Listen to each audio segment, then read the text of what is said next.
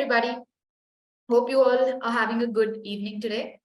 And we have our speaker, Paola Serri, joining from Italy. And I would like to give a small brief introduction of her because she has her own introduction prepared today.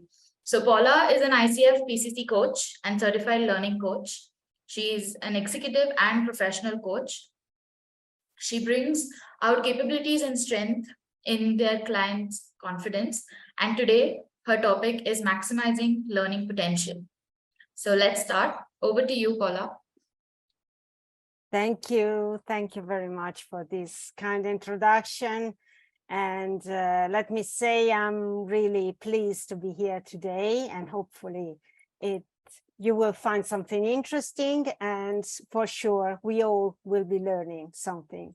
So I'll try to start sharing the presentation so that we can start here. I hope everything is, you can see everything.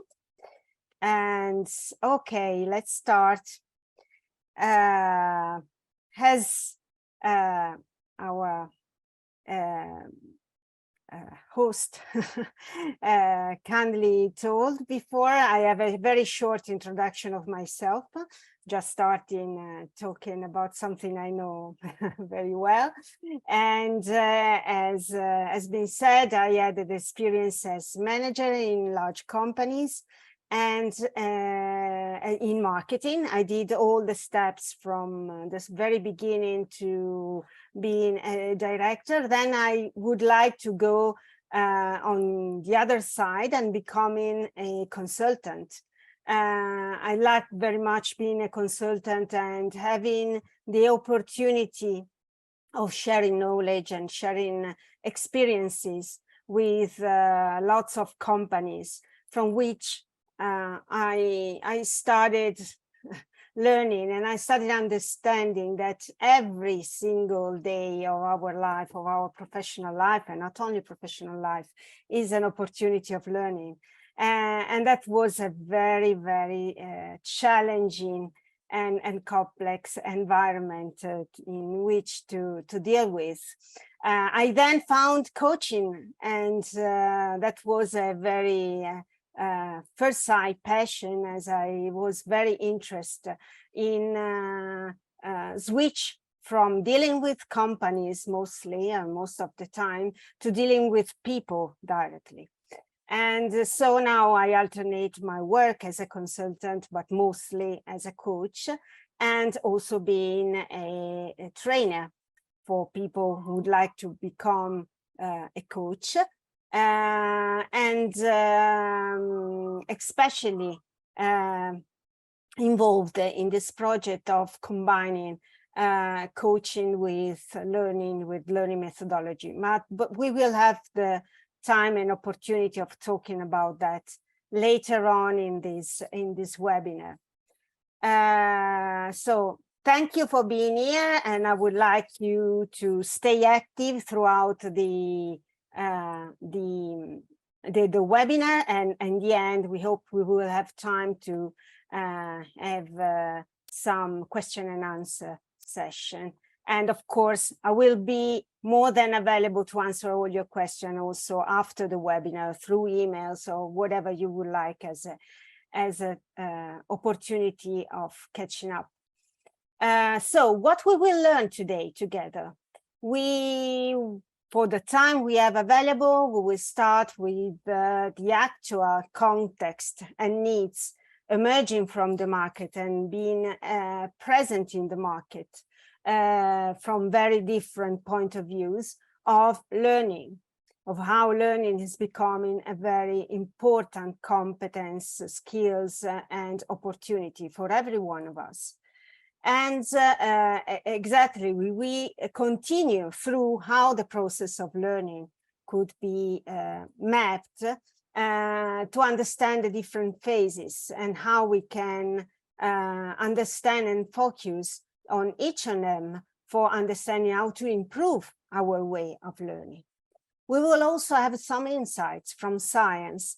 Science is helping learning a lot with some insights and opportunity to understand how our brain is working and helping us learning better. And then how we will have also a look to what is helping and supporting our way of learning and our developing our learning, and as the webinar said, as maximizing our learning. And then of course the Q&A session. I start with this citation that where it said that learning is much about being involved. The first one who said something about that was Seneca, a philosopher and politician of the ancient Roman, who in one of his letters told, there is a double advantage in teaching, because while we teach, we learn. And in this one is included the fact that we stay, while teaching, we stay active. We find a way of keeping things as easy as possible, simpler, for letting people and letting our audience understand. And especially when we teach something, we learn from our teaching and from the people who's teaching. So the main message here, being active, is a key part of the learning process. But as I said, in which context we find and how and why, learning is so important in this context. We all know that we find in a very complex environment, ever-changing environment, especially we find every day a huge amount of information and data. How to transform this information and data into learning? Because knowing information or having information available is not equal to having a further knowledge, a further competence, to how we should know how to use it, how to incorporate in our everyday life, in our profession, in our daily work.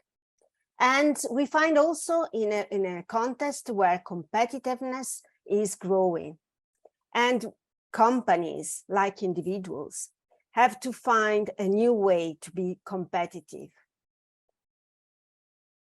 One of the distinctive factor, one of the key factor that companies are recognized is that people and the people engagement, how much people is involved, again, this word, being involved in that company, depends their competitiveness in the market.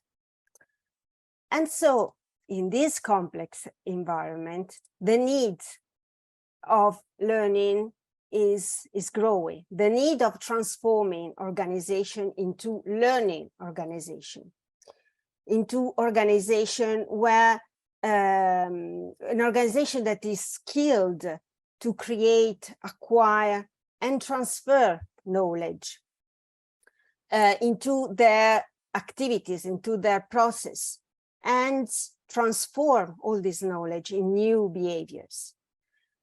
This is an important fact. Transform learning, transform knowledge into behavior, into new behavior, into those behaviors that are necessary and important for the company to be successful.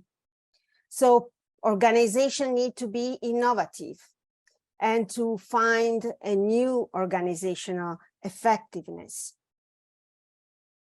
Learning and systemize the continuous learning is helping organizations stay active in this innovation, continuous innovation process, and let the organization be more and more effective.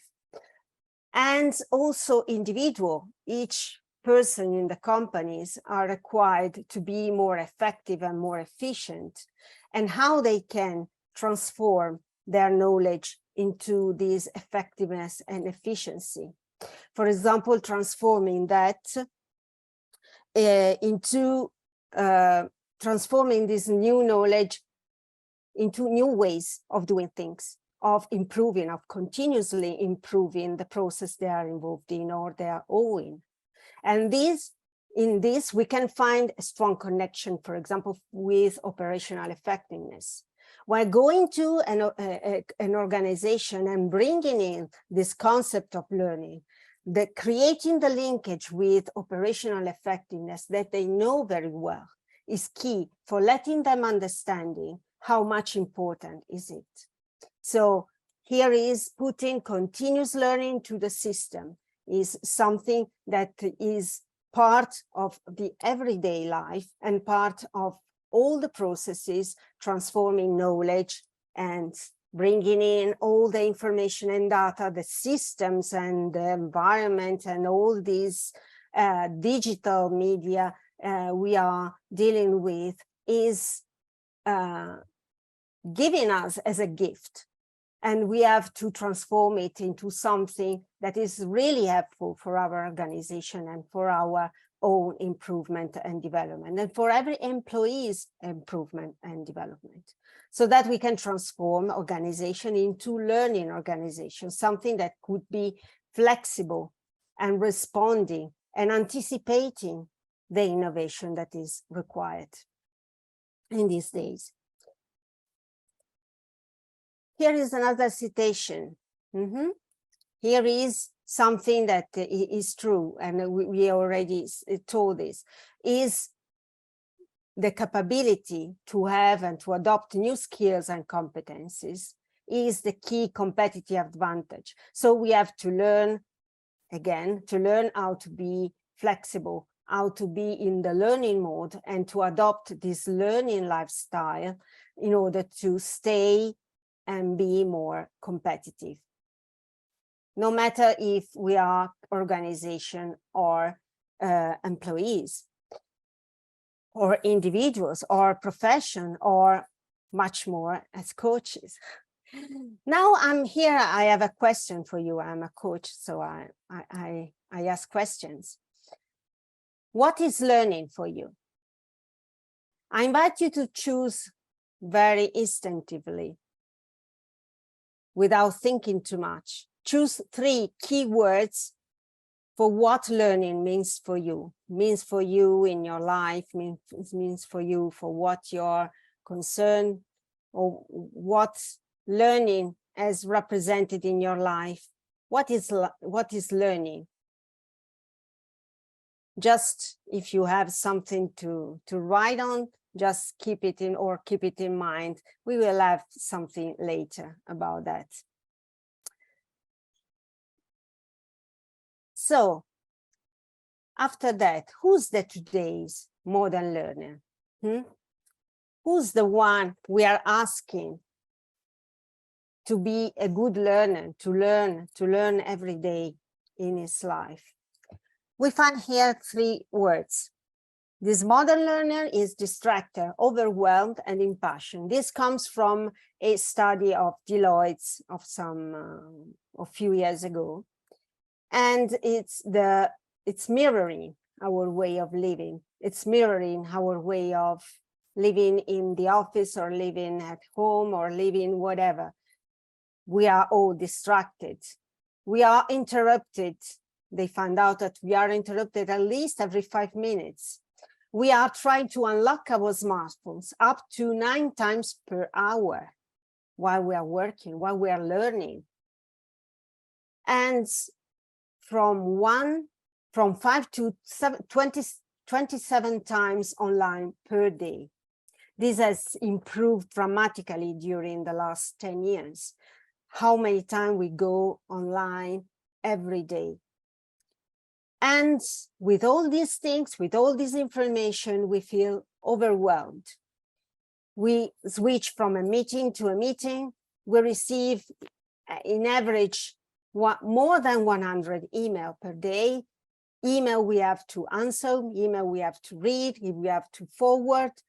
And we are involved in a lot of conference calls, meeting, and whatever. So we feel overwhelmed with all these occasion of distraction and all this occasion of being engaged in something.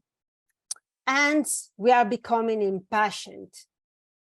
Actually, web designers have to design websites where they have only from 5 to 10 seconds to grab someone's attention to before they click away. So and it's going to shrink every day.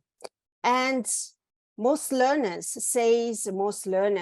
people invited to answer said that they won't be interested in watching video lasting more than 4 minutes. So our attention is decreasing dramatically.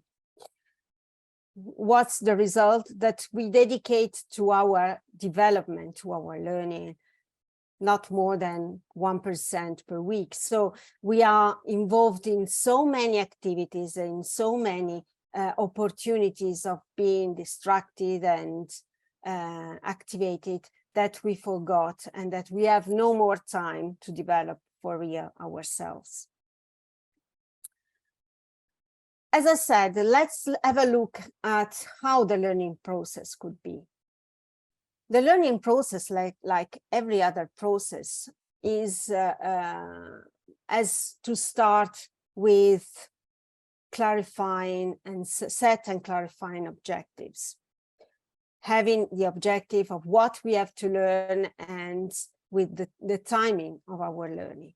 We have to create a learning plan as we find that we are willing to dedicate to a project, to a program, and we would like to get to the results. We have to create a plan and plan every day of every session, every learning session, in order to stay on track. Visualize our goal, how we could be at the end when we have learned that program, that project, that topic. Very important, we will see it again later, is the environment where we are learning. The learning method we are using. Learning methods are coming in as very important. And as I said in the beginning, we have to stay active. Learning is an active attitude, is an active process, in an active way of staying on what we are learning. Actually, just reading is not learning. Just listening is not learning. It's just the beginning. We have to stay active, to be involved. And we also have to be aware of some unhealthy habits. During the learning process, we have also to think and to be aware of how our habits are supporting or limiting our learning. We are also to think about learning as something that has in its break and alternating our thinking mode we will go in through later, and embrace mistakes. This is a key point. Learning is especially a way of making mistakes and making mistakes useful. When we are exercises in math, we do mistakes and we learn from that mistakes. Without any exercises, without any mistakes, we won't learn. So learning is actually including the key concept of mistake, of how mistake is a key part of the learning process. And again, having feedback each day or every session we are doing of learning. Receiving feedback helps us consolidate our learning. Let's go ahead. And, oh yes, now that is important. Everyone has a specific and personal learning style and preference. Everyone has a unique way of doing things, even in this case. And finding out our own strategy, where the objectives, the plan, our goal, our methods our way of learning, our habits are included. So they can suit our individual needs, are tailored for us in order to maximize effectiveness, because every one of us has different way of interfacing with information and acquiring information and consolidating information. So learning style and an individual way of doing. The thinking mode, well, it is commonly perceived that we are learning only when we stay focused. For sure, focusing is a key part of learning. We have to stay focused because in the learning, in the focused thinking mode, we are concentrated, we are conscious, we are executing what we have planned, and we are learning in a very focused way. And it's quite good, for example, for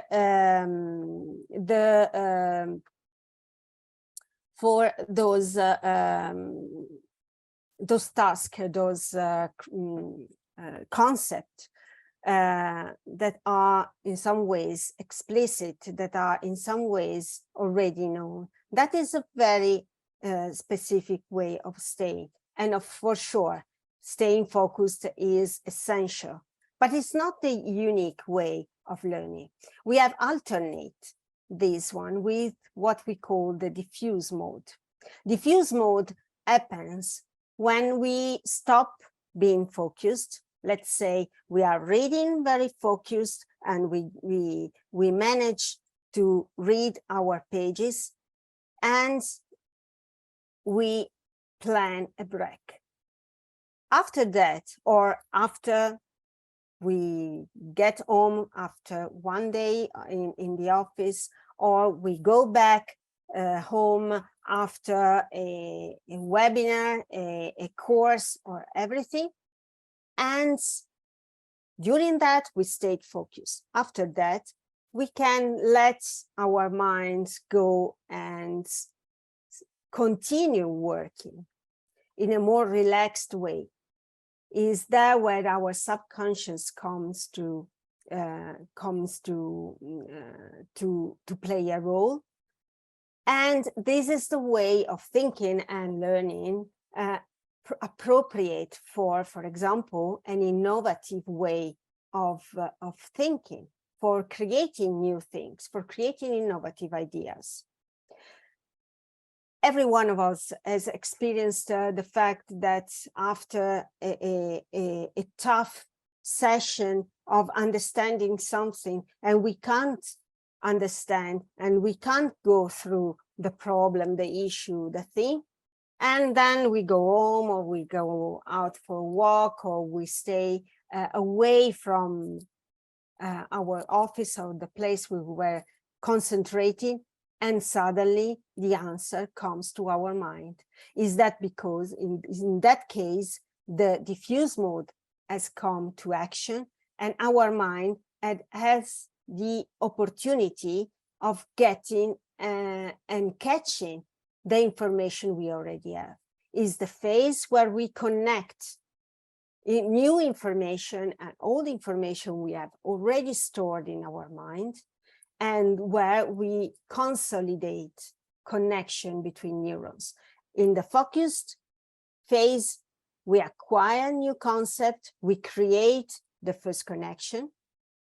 In the diffuse mode, we consolidate these connections, and we go and keep all the things we already know and create connection and create new ideas. That is not what we read, is not what we already know, is something new, is something that is coming from the combination of the two. So it's quite important to alternate these two phases. Even if someone is saying, oh, if you're not focused, if you're not staying there on your desk and reading your book, you're not reading, you're not learning, it's not true.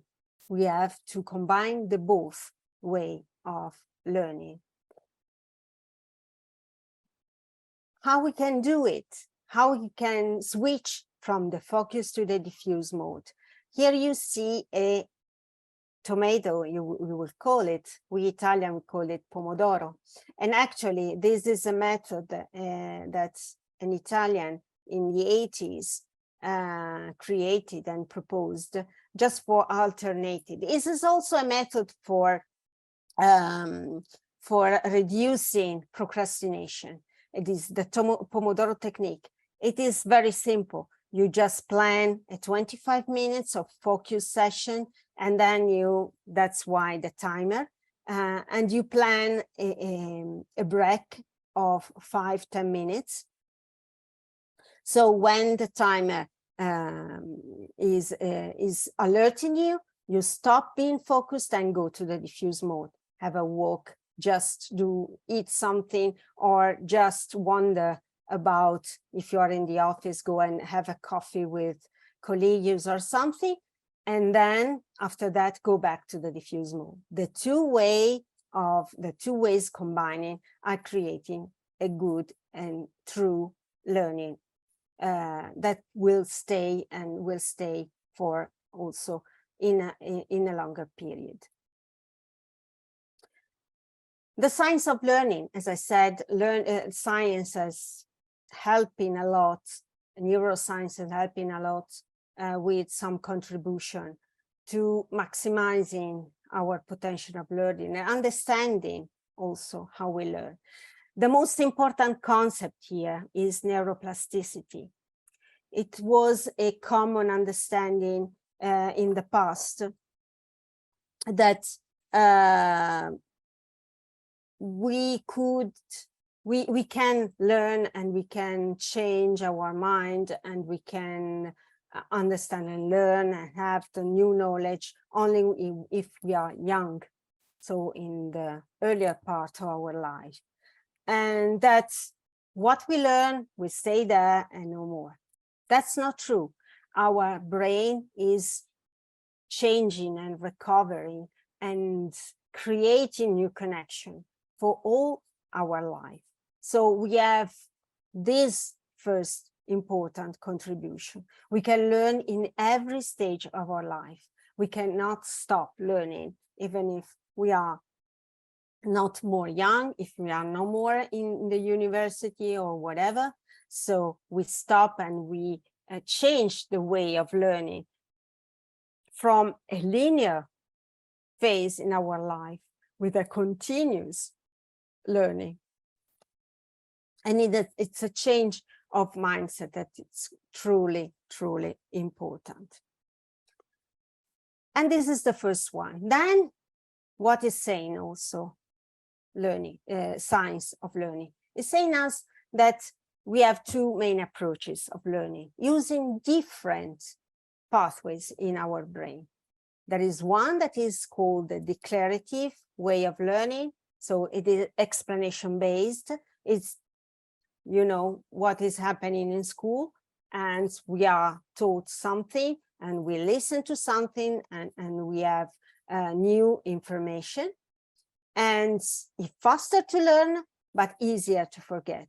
We can listen to a lesson and thinking and have the illusion of having learned something, and then we go away and we are not storing anything, or not everything we would like to have. And that is important to know, especially when companies are delivering training. Training is not the only thing we could offer to employees to proceed and to improve and to develop. This is a very important thing to say to talent and development managers, for example. So is faster, but it's also easier to forget because we are using only our short-term memory.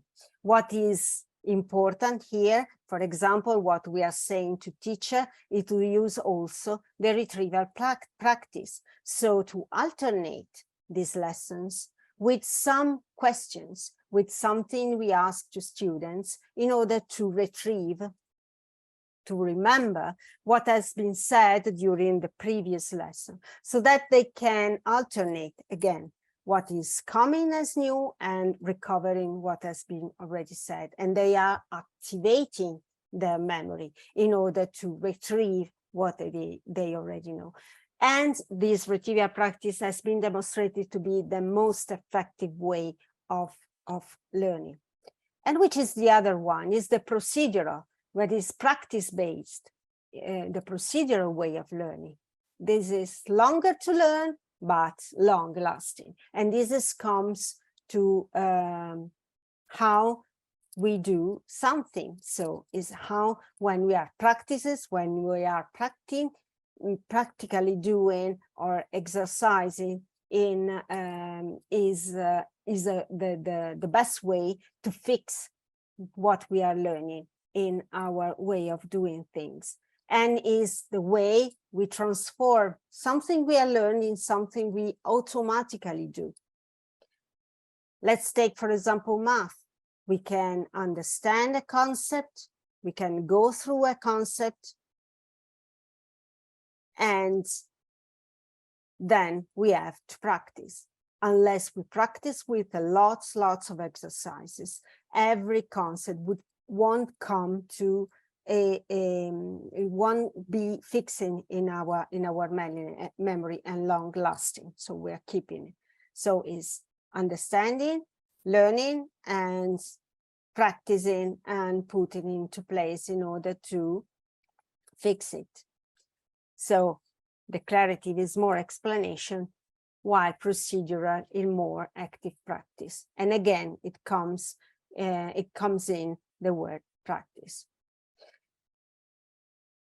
The science is telling us that we need to be active, and that for learning also variety is important. So we have to change, to switch, to move from a way of learning to another, and that we have to keep our brain healthy in order to support our learning. Active learning could be done, of course, through exercises, as we said, through the procedural way of doing, but also with discussion, participating in problem solving, and is more effective than staying alone. In some ways, we can, again, alternate and recover the term of variety even here. Not use only one way of studying, one way of learning, but alternating the way we are learning. So we read, we listen to a lesson, and then we exercise, we activate, and we discuss with other peers, with someone who's who would like to know, or we teach something to others. We explain what we have learned. It's a way of recovering, of retrieving what we have learned and being active in doing it. So it's quite useful to stay active and use a different way of learning. We all have different learning styles. There are people who prefer listening, people prefer having a visual, who have a visual attitude, and someone who's kinesthetic, so it prefer touching and being involved also physically, let's say, with all the senses. What science is saying us is that we are we could have a preference, but we have to stimulate all the senses in learning. We have to alternate it and keep it all alive. If we understand we prefer just watching videos, we can't stay there and learn only after watching videos. We have to watch videos, but also try and exercise a way of transferring into on paper, or explaining to others, or creating and doing some other way of using our senses. And that's because otherwise we won't exercise our neural connection in the right way. Our neural connection needs stimulus from different situations and from all the medias, from all the channels that are connected with our brain to create these connections. So again, variety, multimodal learning. What is important is stay curious.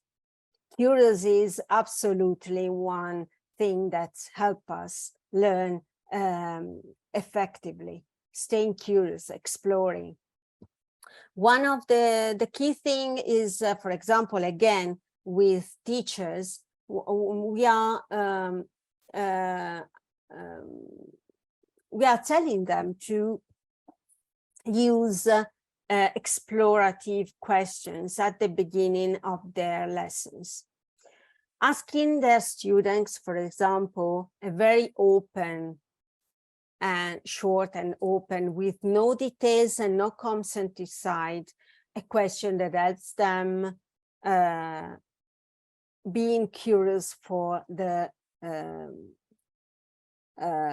lesson that is following. For example, beginning a history lesson, asking where you're going to explain World War II, and asking your students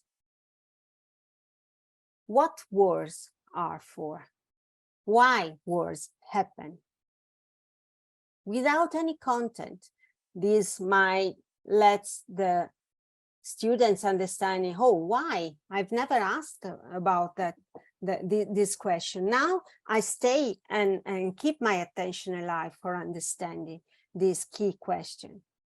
Explorative questions. And of course, is stimulating our brain with dopamine because it's rewarding process, and curiosity is one of the characteristics that help a learner a lot. Again, I mentioned before healthy brain. What helping a brain stay healthy? Sleep is not so unexpected, possibly, but sleep is quite important. The bad habit of some students of spending the last night before the exam just studying is not helping them a lot. Possibly, if they're lucky, they could be asked what is staying in their mind just for the morning of the exam, but for sure that is not a long-lasting learning, because sleep is very, very important, not only for being relaxed and activate that that way of thinking, because also during nights our connection are continuing being active and creating and connecting and making us understanding things. I think every one of us experienced the fact of waking up in the morning and saying, oh, okay, that's the solution of the problem I had yesterday. And that's because during night all the neurons have been activated, and also because brain during sleep is making passing from short-term memory to long-term memory, story, and making also some upsetting of all the brain and eliminating all the things that are not useful or that are obstacling us of learning. And exercise is very helpful. Again, activating the diffuse mode, relaxing, and diminishing the state of stress. That is, of course, one of the worst enemy of learning. Also because with sweat, we eliminate lots of those of the responsible, the things that are responsible for our stress situation. So absolutely, exercise is making us healthy also for our brain, and of course, food and drink. Food should be healthy, because otherwise sugar is, for example, sugar is an enemy not only of our metabolism, but also of our way of thinking, because too much sugar is limiting our way of thinking. And of course, drink, especially alcohol, is of course an enemy. So we have to keep our body but also our brain healthy for acquiring the best from our life. And then we comes to the key player for learning, that is motivation. Motivation is what is moving all of us, and who the engine who is impacting our learning process as well. As we know, we have effort and persistence that is helping us in staying focused and in stay on track of our learning plans. But we could have also some extrinsic motivation, something that is coming out, like rewards. For example, as we are students, we will have the rewards from our parents, or punishment as well from our parents if you are not passing the exam, and if not passing to the next class. So that is a very powerful motivation, but that is not so actively pushing us to a strong and valuable learning. Then we have the intrinsic motivation, of course, is personal, meaning how much this learning is concerned with our personal meaning, with our passion. For sure, if we study just because we would like to study, we love to study that kind of topic, it's the best motivation we could have. But we know that we can't have all white, all black, that we can't have all these two extreme, or being completely extrinsic motivated, possibly is not working, and possibly having a complete intrinsic motivation is something like a dream for someone, and it's not happening, because we have to learn also something that is useful, even if it's not in our immediate passion. So we have to use our persistence and go and stay in our effort, and try to find a balance, and trying to be aware of what is motivating us, what is moving us in this learning process, and adopt a strategy in which this motivation is included, is concerned, and find the right method to keep this motivation alive, to improve our motivation, and to continue in our learning process. The best way is, of course, having from one part method and methodology to stay on track, but also the awareness of what is expected, what we have at the end of this process. Another thing that is supporting learning is reflection. So think of analyze our strengths and weakness, analyze, being aware of what we do and what we do usually as a learner, and what is useful for us, what is bringing results, and what we can leave apart, what we can lose for being more active. So analyze our strengths and weaknesses, evaluate progress every time, every session, every day, every step of our learning. Evaluate, asking feedback and giving ourselves feedbacks. So reflect and see what worked today, what was not working today, what I should change.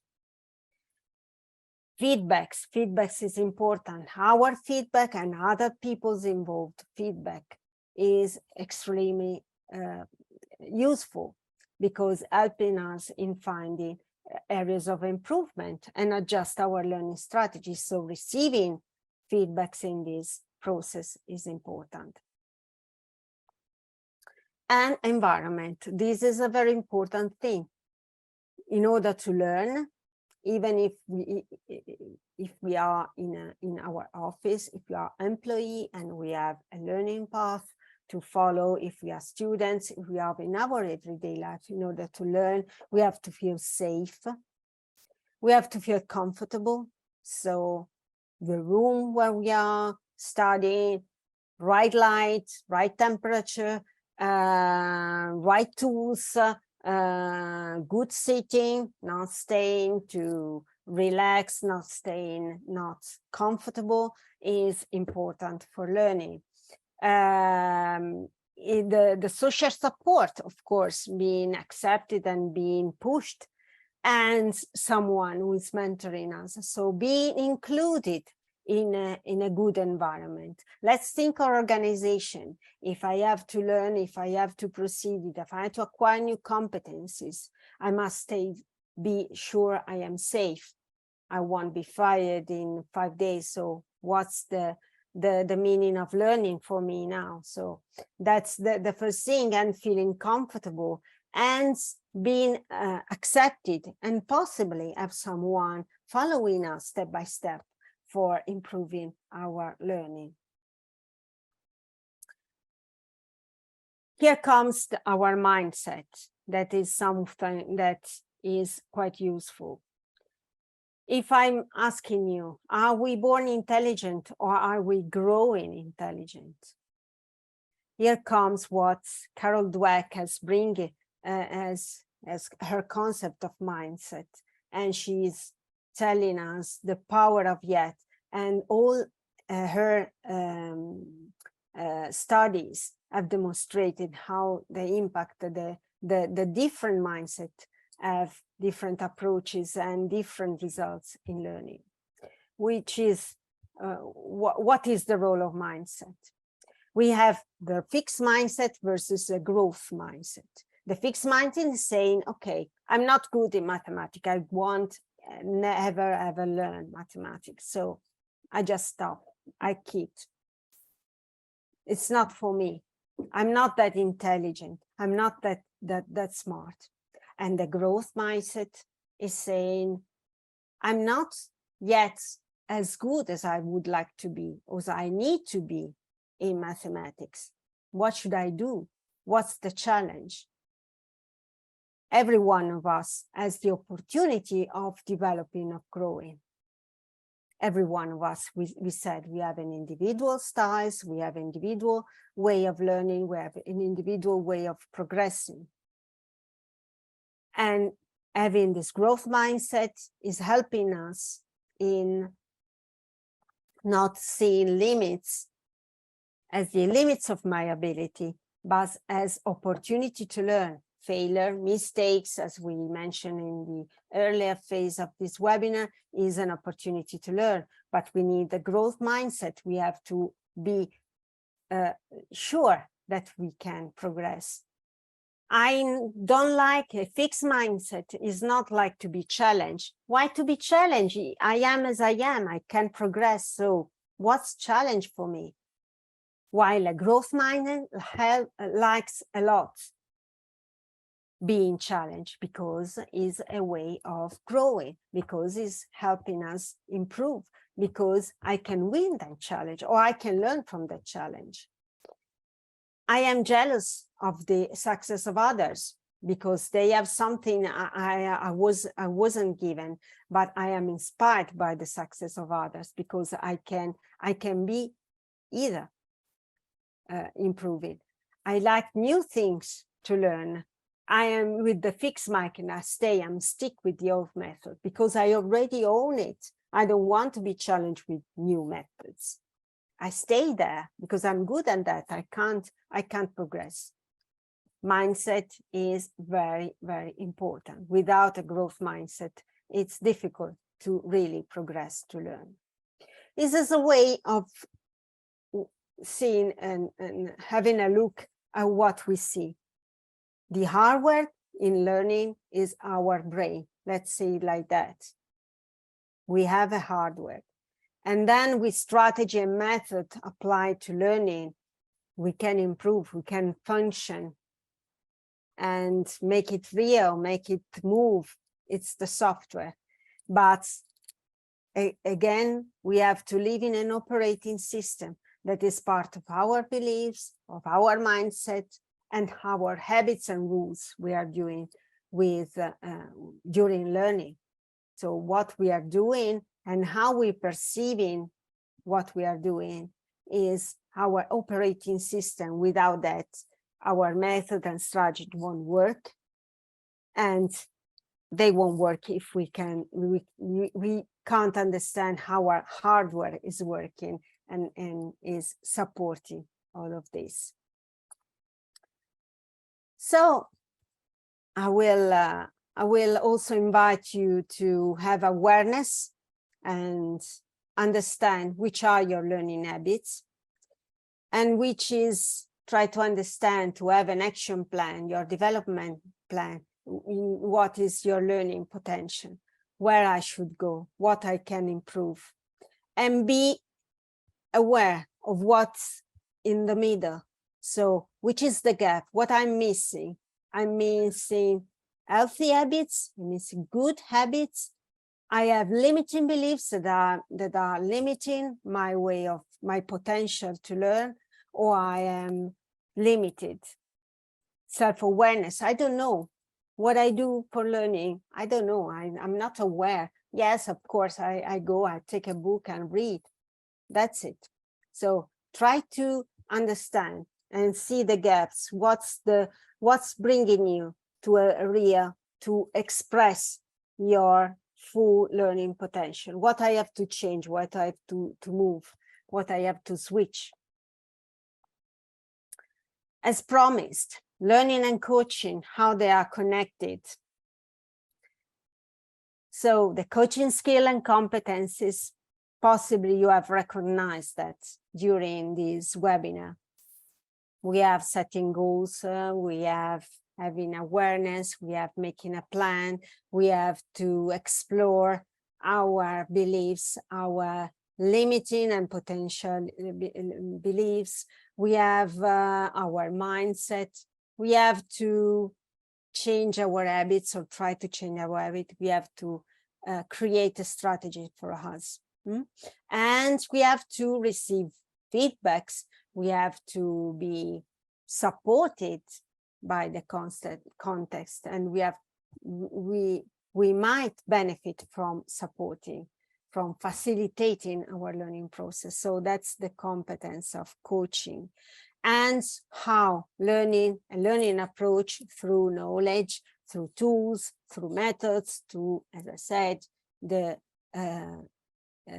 understanding of what science is giving us as insights, all together combined are creating a learning coach. Is a learning process expert and can support and facilitate learning to maximize. Is a professional who has acquired, who has strong coaching skills and is combining with all this learning understanding. Okay, we are going to the final part of this webinar, and I ask you to think of 3 words you have to describe what learning was for you. And now I am asking you, are there any other keywords coming to your mind after this webinar? Any word to add, anything to add to what you know about learning before this webinar? Just explore and just think about it. And last, I have prepared, or I would like to, if you like, let you have this self-assessment. I mentioned before, being aware of where we are and where we can be, and understanding what we do is the first step. if we are aware of which are our learning habits or our learning objectives, is the first step for planning a new goal, a new attainment. And so maybe this question could help you, and rating yourself on different items and possibly choose 2 or 3 of them and make your action plan in order to improve your way of learning. So we are coming to the Q&A. Maybe I can interrupt my sharing and see if there's someone. Okay, let's see. Oh, there were someone going. Great, there are lots of contribution. Thank you. So these should be some words you mentioned for learning. That is progress. Surya said growth, explore, reflect, assimilate. That's very good. Assimilate, explore. What's very, very interesting, that new skills, knowledge and attitudes. Yes, also learning new attitudes, new way. We saw, yes, also the mindset we can learn. Ask, attitude, skill, knowledge, great. And growth, of course, growth. That's very, how rich are your contribution. Thank you very much. Anita says knowledge, wisdom, and self-awareness. Absolutely, self-awareness, how we are aware and how we can progress. Without awareness, how we can go. Knowledge, skills, growth, growing, creating, living. Oh, great, Paula. Well, very much. Thank you very much. Changing my behavior. Exactly. Changing is part of learning, and learning is supporting change. Growth, reflection, new skills, gaining new knowledge, growth again, confidence, empowerment, sharing, expand, grow. Okay, understanding, accepting, and implementing. Implementing, as we said, a procedural way of learning. Oh, here we are, Angat, as awareness, reflection, experiment, practice, relearning, and reapplication. Great. It's a circular way of learning. Absolutely. Relearning and reapplicating. Don't be satisfied. Growth, new, develop. One who is able to apply learning effectively. Great. Aptitude, growth, satisfaction. Oh, great. Yes, that's also. Okay, the transcript. Okay, great. Thank you very much for the app. Yes. So a few people have questions for you. Yeah. Do you want me to read it out to you? And yes, you great. can answer? Yeah. Okay, so Nikhil has asked you a question. How do you convince a person for their learning potential? How you? Sorry? Convince a person of their learning potential. As a coach, I'm not convincing anyone of their learning potential. What we use is the typical tools of coaching. So exploring, reflection, understanding, and having the evidence of their own potential. Usually they come to having overcoming the limiting beliefs and open to new potentiality, but with the coaching tools mainly. That's the effective way of doing it. Nikhil, did Paula get you the answer that you were expecting? Yeah, I understand that as a coach. Great. So when I say convince, it's really to lay out for them possibilities, to invite them to look at possibilities. So yes, I fully understand that. And thanks, Paula. Thank you so much, Nikhil. Sagar has a question for you. For me, the key takeaways, okay, it's actually a key takeaway message. So for Sagar, it's document learning efforts and outcomes objectively, have tracking mechanisms. So that's key takeaways that he's taking away from this webinar. We have Ranganath saying curiosity, Bhavna, mind the gap and the operating system and neuroplasticity. Great. Yes, Sanjay is saying intrinsic learning with growth mindset. Mrunal is saying focused versus diffused learning is a great takeaway for me. Sarah is saying self-awareness and changing old habits in study, in learnings. Srini is saying, what's the title? Sorry, growth mindset, changing old habits. Sagar has a question for you. What's the title of Burson Deloitte study? I will find out. What I have in my sources, again, the Burson by Deloitte study. If you just include or just surf the or Google these sentence, the Burson Deloitte study, it will comes out. It's quite easy, so you don't need anything else, but otherwise I will be more than happy to share it with you, some infographics from the study. Thank you, Paula. Ranganath, thank you so much. Thank you for attending the webinar. Ranganath saying he needs to leave. Thanks, Paula and CDT team. Sanjay has a question.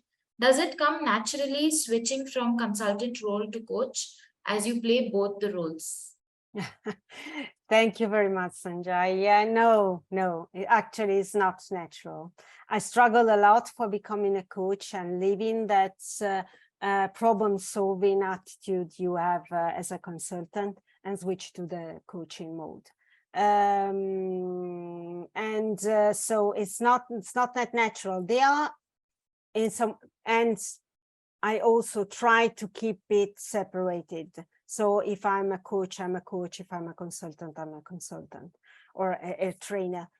So that I better manage that, because there is that kind of approach.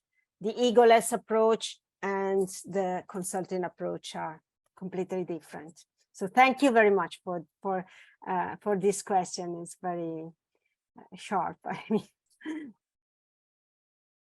Anyway, I think a few of them have said that they're thanking us for the webinar. And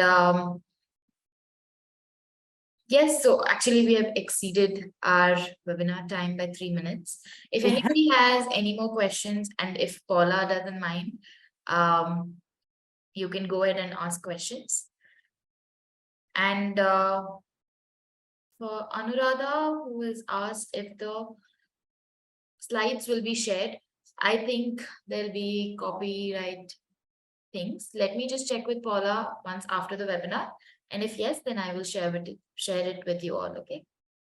Okay, for me, no Anybody problem. else has any questions, please go ahead. 2 more minutes and then we will wind it up. Thank you very much for your attention. And if you have any question, I will be more than happy to answer, or providing you some materials or some sources so that you may go deeper into this very into this topic. So thank you very much for being here and for giving me this opportunity, and thank to Coach to Transformation for helping me doing this. Thank you so much, Paula. On behalf of all our audience and Coach to Transformation, it was a very informative webinar, and hope to see you again. And thank you so much. Thank you. Thank you. Bye. Thank you. Bye-bye.